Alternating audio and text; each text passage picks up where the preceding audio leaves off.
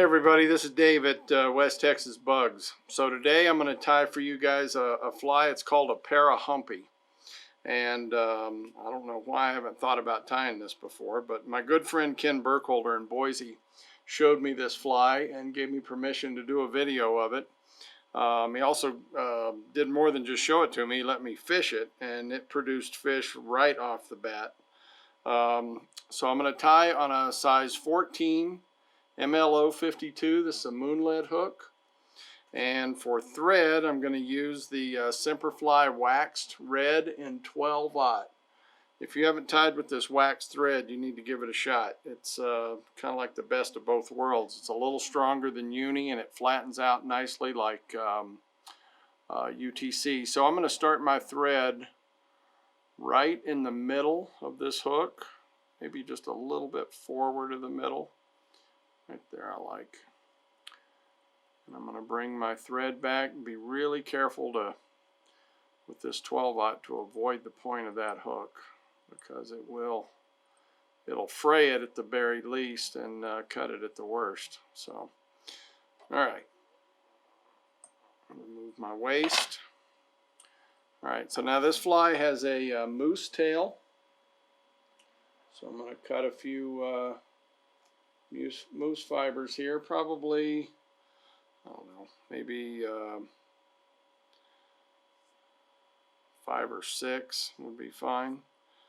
Go ahead and get all the fuzz off of them and stack them. So one thing about moose tails and wax thread, I normally like to just tie my tails in at a 45-degree angle on the hook shank and then adjust them to length, but moose doesn't slide real well, and it doesn't slide very well with wax thread either. So I'm going to go ahead and measure it on top of the shank. I want my tail right about a shank length long. Transfer it, and then I'm going to flatten my thread nicely and go ahead and do one soft wrap, another soft wrap, and just see where my tail is. And that's not too bad. Now with the soft wraps, I might be able to move it just a touch. Yeah. Okay. So I want it to be right at about a shank length. Okay. I'll go ahead and tie this in.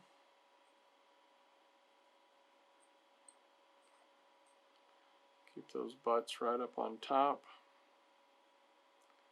And bring it right up to my tie-in point.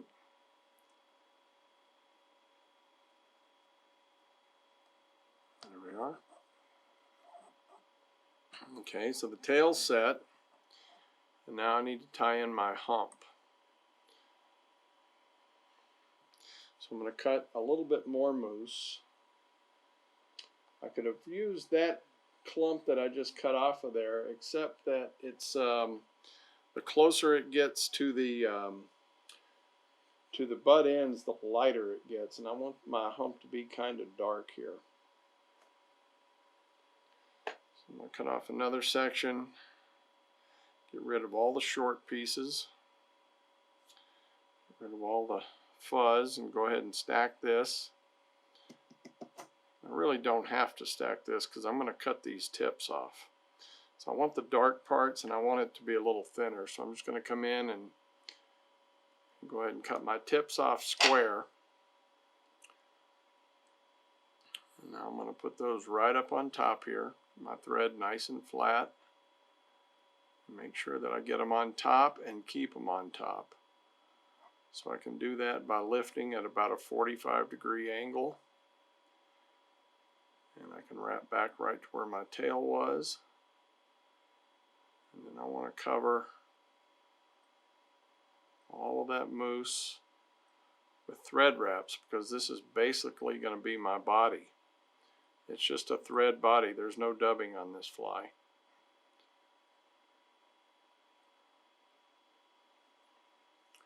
Give my thread a little counterclockwise spin. Flatten it back out.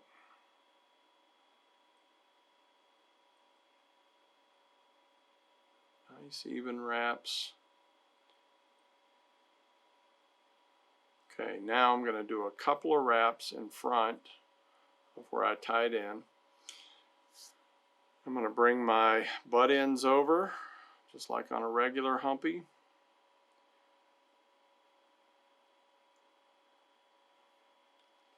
Go ahead and give it one easy wrap.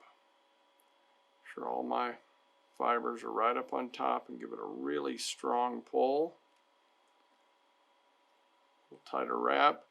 Now I can take a look, and I can look on both sides, make sure that my hump is kind of where I like it. I've got a little space between one of the moose fibers there. I'm going to bring this back. Okay, so my hump is tied in. Okay, now the next thing we do with this fly is we're going to, I'm going to coat it with some UV cement. I'm going to bring my thread all the way up to the head because I want to, this is going to have a, and I can see that I started my hump just a little bit in front of my tail there, but that's going to be okay. It's got a hot spot now. So I'm going to take just some UV Solar Res bone dry, very thin coat, and I'm going to come in, I'm going to coat my thread wraps across the bottom. Make sure that I get it on both sides.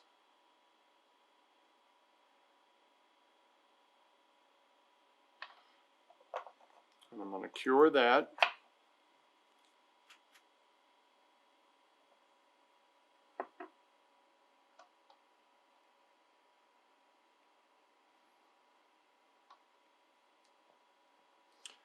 Okay, and then for my hump, I'm going to use a little bit thicker UV. I'm going to use my Semper Fly. This is no tack UV and thin. And I'm going to put just a tiny bit.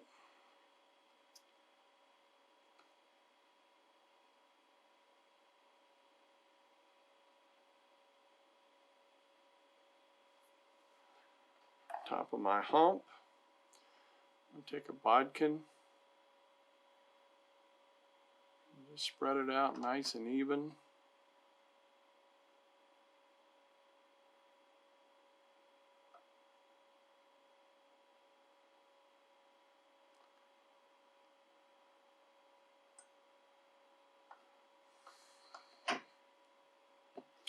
Cure that.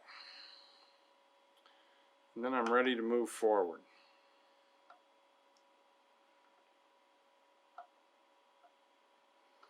Okay, so in the original pattern, the post was tied in with polar bear, nice bright white polar bear, which I don't have any.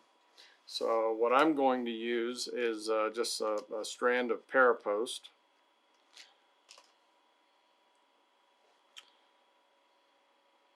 The poor man's polar bear. Okay, so I want to bring my thread right there in the middle. It looks good. I'm going to take my parapost. I'm just going to loop it under, set it on top. I'm going to figure eight it in.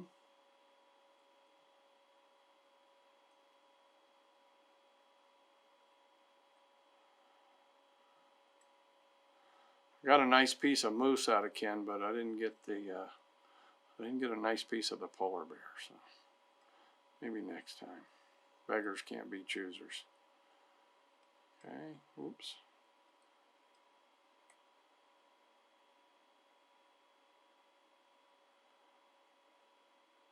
Okay.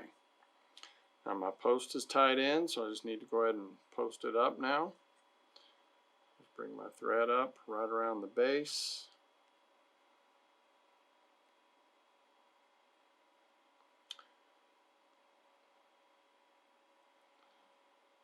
Okay. Now if I just hold even tension, oops, I'm kind of tilt in there. I can wrap my thread up without having to hold my post. Come back down. I'm going to cover up all the post that's exposed here.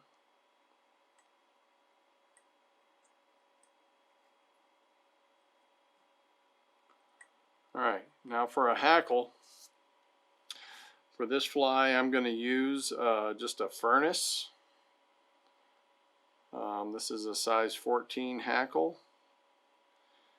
And I'm going to go ahead and strip a little bit off the tip.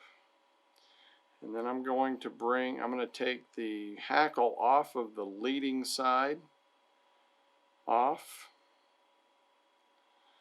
So what I do is I just kind of use my fingers and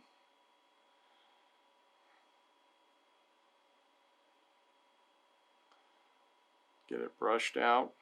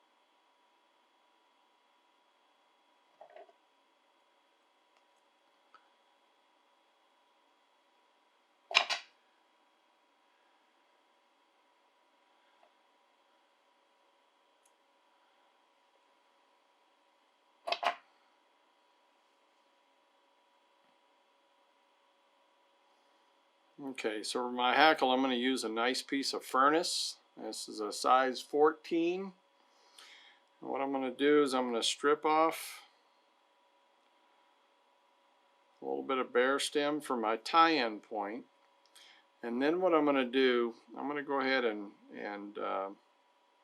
use my fingers and go ahead and tease out the fibers on both sides.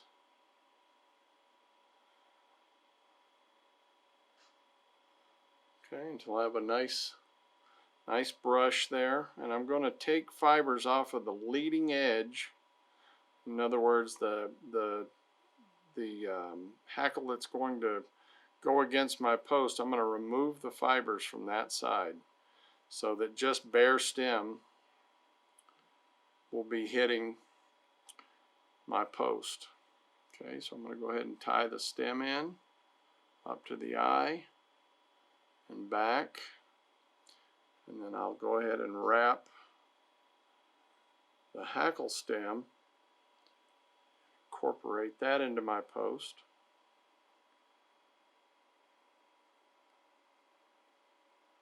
Come back down, and then I'm going to leave my thread on the opposite side behind my post. Okay, get all my fibers out. Okay, and I want my first wrap to be right at the top, and each wrap going right below the wrap before. And I'm going to bring it all the way down to the bottom of my post.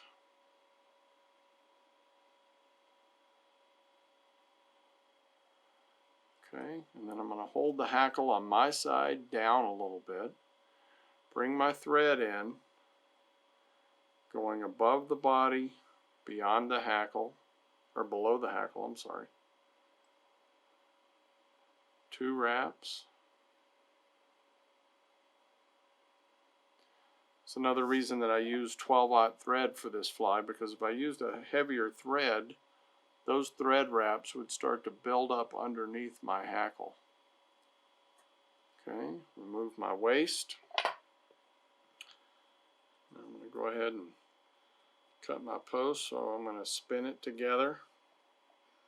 And then I like to come in and cut these at an angle.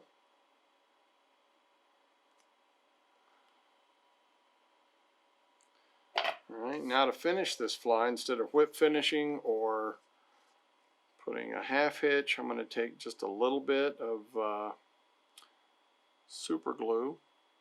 I'm going to coat just about a 1/4 inch of my thread.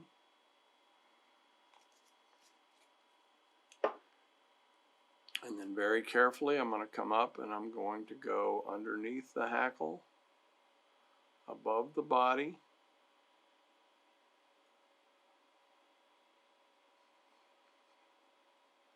Three wraps.